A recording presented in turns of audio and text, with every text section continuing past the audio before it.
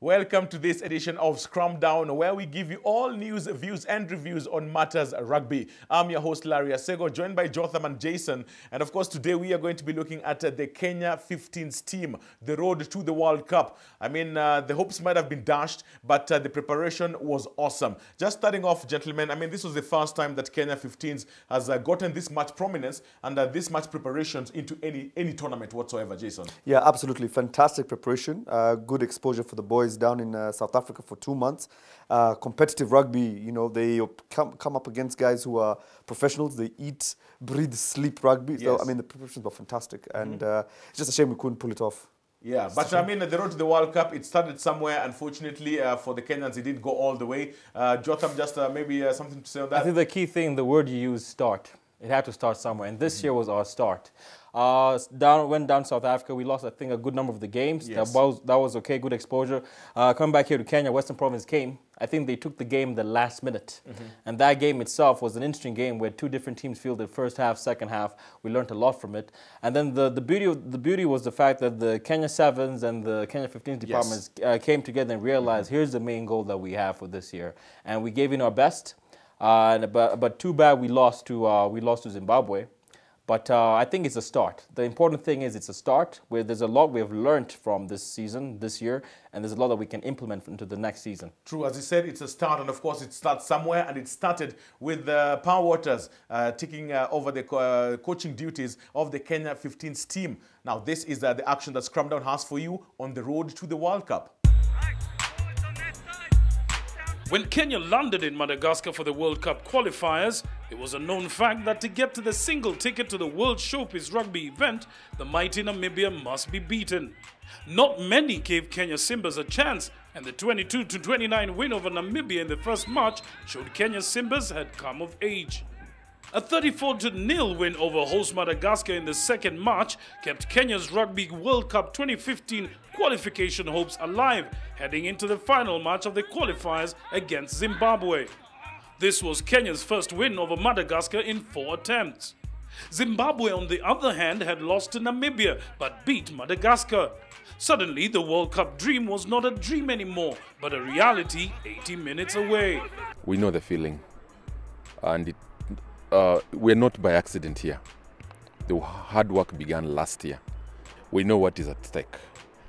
But by the end of the day, the most important thing is we want to make Kenyans smile back at home. We know the pressure is not on us. We've made sure that the pressure is on our opponents. And that is why we want to make sure the team psychologically, mentally, and physically, we've prepared ourselves. After 2 matches played, the bodies had taken a beating as the teams were required to play 3 matches in 7 days. The mind games were there before the match, Zimbabwe choosing to be economical with their game plan, while Kenya knew exactly what to expect from Zimbabwe. Yeah, we played a very physical game against Namibia. You know, I think the two teams, both Kenya and us, who've played Namibia, is a very physical game. I mean, the last game the collisions were enormous. So we've had some very tired players, some very bruised players, but we haven't trained for 2 days. We've put them into medical and recovery and really just got their bodies patched up and ready to go. It's a hard pitch, it's a hard game, you know, it's going to be very physical. There's just so much to play for. 2 wins in 2 matches saw Kenya Simbas go top of the round-robin tournament with 10 points courtesy of 2 bonus point wins. Zimbabwe, after rolling over Madagascar 57-22 in their opening fixture, led Namibia 20-10, only to lose 24-20 in the end. Zimbabwe then needed a bonus point win over Kenya. In the process, they had to deny Kenya 2 bonus points in order to qualify. Kenya's Simbas imploded at the last huddle, losing 28-10 to Zimbabwe, with Namibia thrashing Madagascar 89-10. Both Kenya Simbas and Zimbabwe missed out while Namibia sneaked in to qualify. At the end, Namibia, Zimbabwe and Kenya all finished on 10 points, but Namibia claimed the title by virtue of having a superior points difference of plus 76 compared to Zimbabwe's plus 49 and Kenya's plus 23. If we want to be winners, if we want to be the best in the world, we must win beyond reasonable doubt, and we must make sure that we always put our best foot forward. But the boys have done a lot of work. We still have a lot more work to do, it's a bit of a drawback. It takes us a little bit back, off balance. But we rise from the ashes, and this is a running experience. Bitter disappointment in the result. Definitely we were going for the win, but just disappointed. A lot of things work to our disadvantage. At the end of the day, it's a game. It can go either way. So it didn't work it didn't work the way we wanted it to go, and it's unfortunate that at the end of it all, we are losers. To add salt to injury, it is Zimbabwe who finished second who will play Russia for a place in the repechage final. Another chance to qualify for the Rugby World Cup finals in England and Wales in 2015. Well, unfortunately, I mean, it was a very tough one. Kenya didn't go all the way to, qualify for the World Cup, just losing out to Zimbabwe on that final game. But just for starters, I mean, we had our first game against Madagascar. That was a very good game for the Kenyans. I mean, they stamped the authority in the first half because I think the game was won for them in the first half. Final score 34-0. Do you think that this team was actually good enough to give Kenya competition that it deserved? Absolutely. I mean, the competition at qualification is always stiff. Yes. Yeah, and being exposed to that atmosphere, that sort of pressure as well that comes with World Cup qualification. Madagascar gave a good account of this. We are just glad the Kenya team came out on top. You know, a slightly disappointing second half, though. Didn't score as much points as we could have done, but it was a good game, and you take a win at this level. And of course, that was the first time that Kenya managed to beat Madagascar from the 4 previous encounters.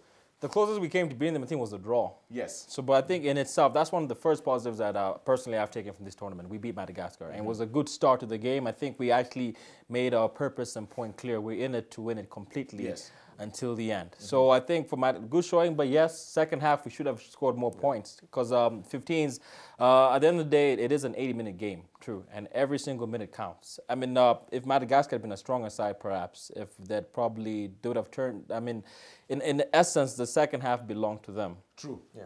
I mean, technique-wise, because we didn't score any points. So the second half scored purely defense, exactly. Yeah. So that meant we didn't attack.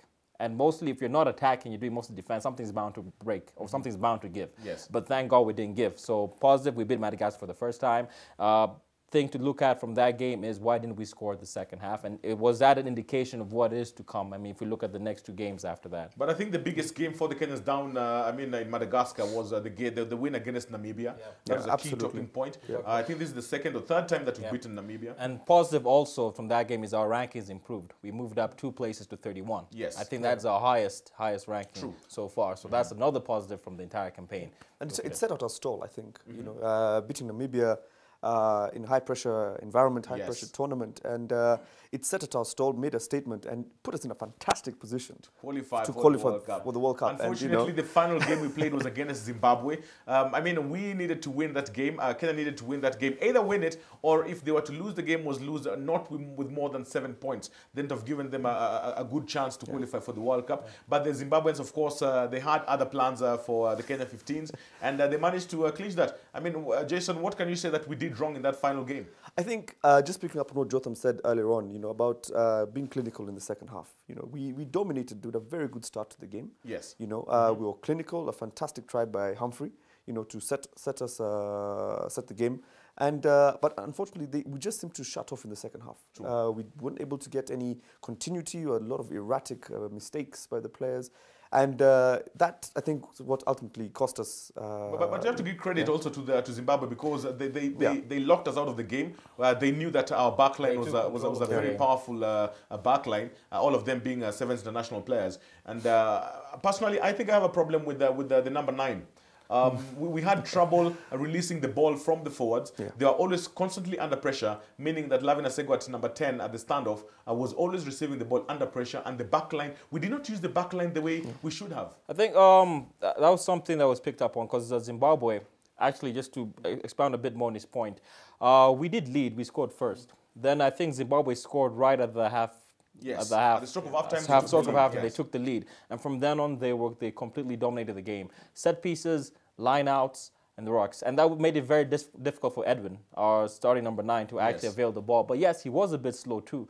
But then if you look at after that, it's like the entire team, it like spread out. The entire team's mentality, body language, everything just seemed to go down several notches. So we're either frantically trying to make something out of nothing, or we're just basically defending. Because Zimbabwe would get the ball and gain a lot of ground. And the few times we get the ball, we're just taking it straight into contact. And the Zimbabwean guys were strong. I mean, the players were strong and they were easily holding us up, but we wouldn't gain much. So at that point, a change of strategy would have been right. Yeah, but absolutely. Then we just kept on throwing everything in structure out of the window. Jason. No, absolutely. I mean, I think I agree that the contact point for me, you know, was a huge weakness for us. You know, I mean, Zimbabwe were able to lock us down. They turned us over. Time and again, you know, and in the second half in particular. And like you said, you know, it made the game very scrappy. We had so many, a penalty count in the second half was incredible. You know, we ended up finishing the game with 14 men, you know, just when you thought, you know, there was a glimmer of hope that something was going to happen. And, but credit to the Kenya lads, you know, they took us there. They've done us proud. There's a lot of stuff we can work with going forward, and you know, preparations like we had down in South Africa should just be the beginning, like Jotham said. You know, that partnership we have with Western Province, you know, it's something that should be kept there for the long term, and we will get better. You know, there's no doubt in my mind that we can get to a World Cup.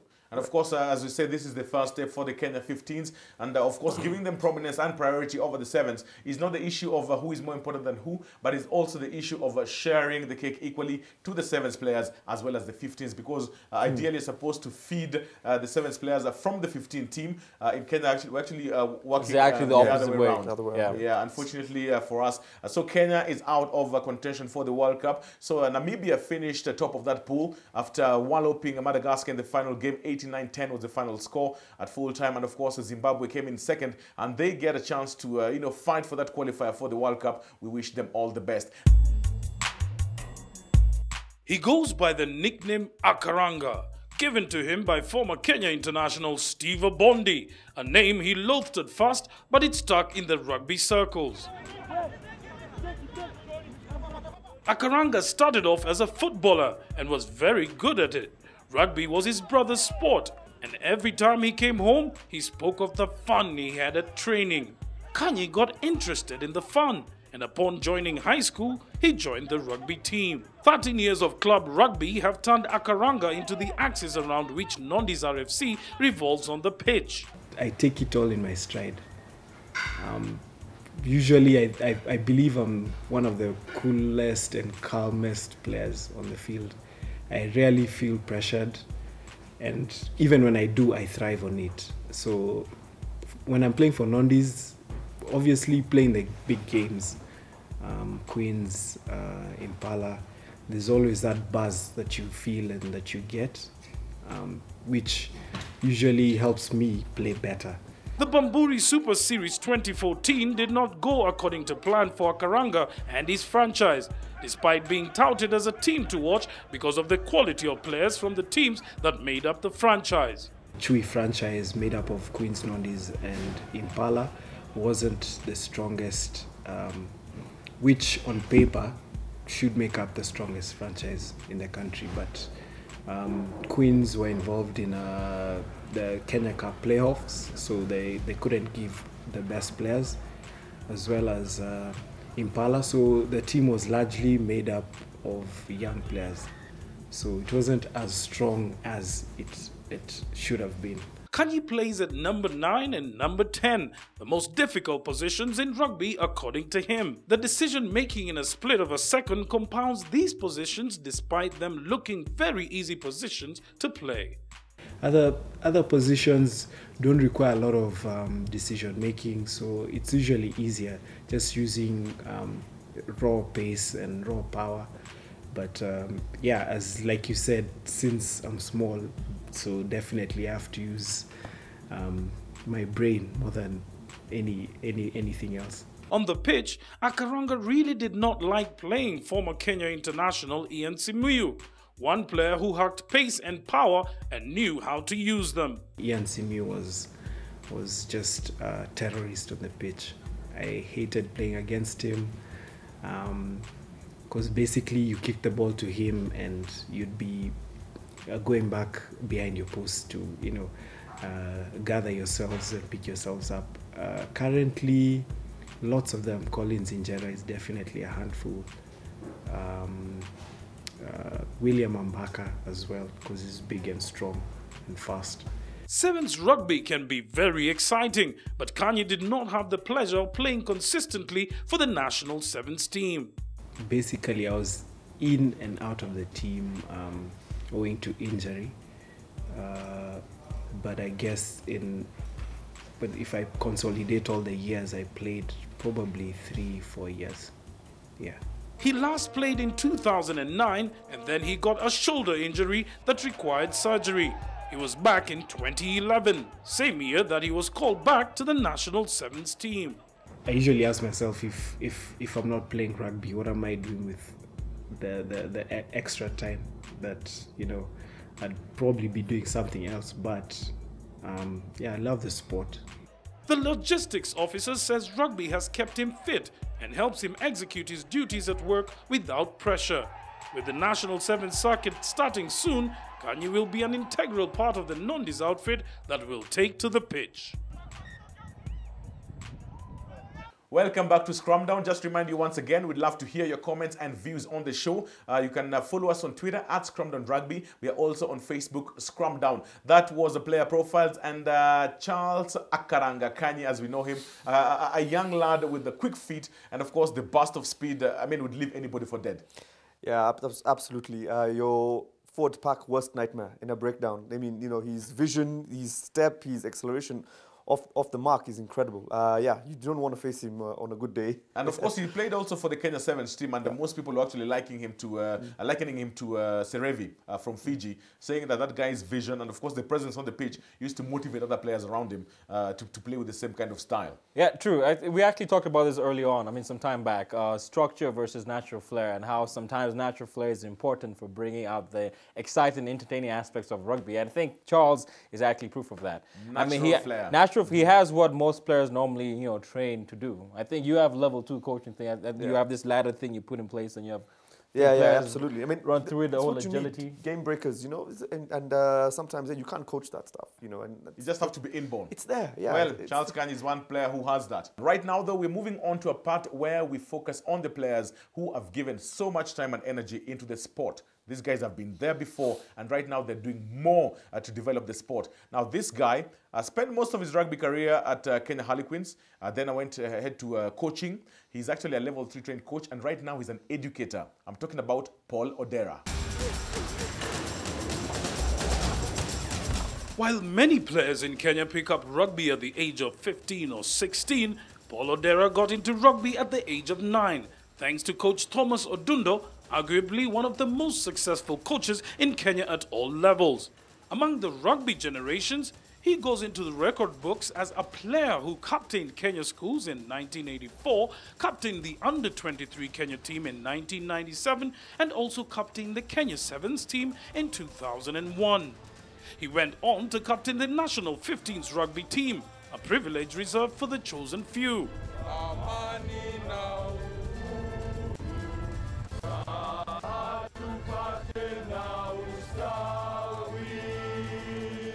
Odera says his greatest moment was every time the national anthem was played, as that was a constant reminder of the millions of Kenyans that he represented in that one march. For me, that for me has always been the greatest sense of pride. When I was coaching the Kenya schools, the Kenya under-19 side, and I always used to tell those young men, you know, the national anthem is only played for 2 people. It's played for the head of state, and it's played for sportsmen. But then Odera agrees with other captains of the Kenya team. Their sentiments are that the national team captain's armband comes with its own fair share of baggage. Odera first wore the armband in 1996 in a match against Uganda in Nairobi. It was a lot of pressure captaining national team, but I enjoyed it. And if you don't enjoy captaining your side or playing for your national team, you don't last very long, because that pressure comes, the responsibility comes with that pressure. So that was it for me. As a player, there are many lasting memories, especially playing for Kenya Harlequins. The rivalry between Kenya Harlequins and Impala RFC always brought out the best in the players, and Odera was in the heart of the action. One, I think, was always captaining Queens. That's a club I'd always dreamed to captain, and winning Kenya Cup and Enterprise Cup in my first year as captain. It was one of the highlights for me. Captaining Kenya, of course, in 2001 in the IRB Sevens, and winning the Shield Trophy both in Dubai and in Durban, South Africa. Coaching came as a natural progression from the playing days. So he was back at his former school, St. Mary's, to start the new chapter in rugby as a coach. My first real success as a coach was when I coached St. Mary's to win the National Sevens. And with that, I think I announced my arrival as a coach on the scene in 2005. We conceded 1 try in the whole tournament. John Alan Namu of KTN was my captain at that time. Yes. Alex Holy went on to represent Kenya as Big Brother Africa, I guess. Was also part of that team. Ben Nyambu, who went on to play for Kenya. So those young men were fantastic. As the coach of Shujaa, Kenya's second sevens team, which is a feeder to the senior team, Odera was privileged to handle big names in rugby. I was coaching Waisali Serevi because remember he came in as the guest of honor, and that year he decided that he wants to play. So he was part of the team. And with Charles Kanyi and with Africa Yangi as well, who sadly got injured just before the quarterfinal. What to me was really lasting was watching Serevi operate with the boys, and his humility as well, because he could have come and lorded it over me, being Waisali Serevi, but he didn't. Serevi from Fiji is arguably the greatest sevens rugby player who led Fiji to many titles, including the World Cup Sevens Rugby. Paul Odera is not coaching any team at the moment, despite being only one of 4 coaches in Africa with level 3 IRB coaching certificate. This is the highest level of coaching in the world. Odera followed his heart in his career outside rugby, as he is a teacher who also coaches rugby, cricket and hockey at his school. That is Paul Odera. You're telling me earlier on, an educator. What does an educator do?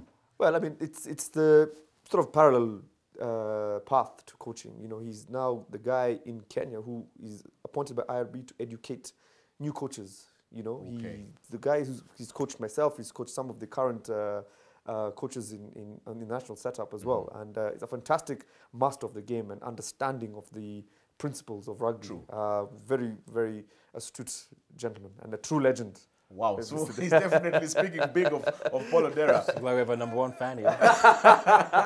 And of course, he spent some time training Strathmore. Yeah. After Mitch. I think when Mitch got appointed Kenya Sevens coach Yes, right before right, Mike Friday came in. Yes, and I think having such a player, having such an individual like that who has played and is also now coaching, not just coaching but also training coaches also, is something very, very important. Once again, as I said in the beginning when we were talking about the Kenya 15s team, it's a start. True. And I think it's just a sign that having something like that, we're heading somewhere. We're heading somewhere good. Definitely, that is a true legend. Anyway, that's all we have time for on Scrum Down this week. Join us again next week as we bring you more rugby action. And as we leave, we are going to be leaving you with the Scrum Down fact of the week.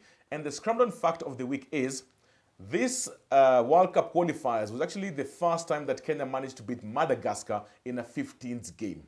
I think that is something that we need to take away from that. Absolutely. Despite the disappointment from not qualifying for the World Cup, there's some positives to be drawn out of that. Well, we have come close, and Rome wasn't built in a day. True. So and of course, the journey starts now. Big promise ahead. Okay, big promise ahead, and of course, speaking about ahead, next week, we've got big rugby action for you. Keep it Scrum Down.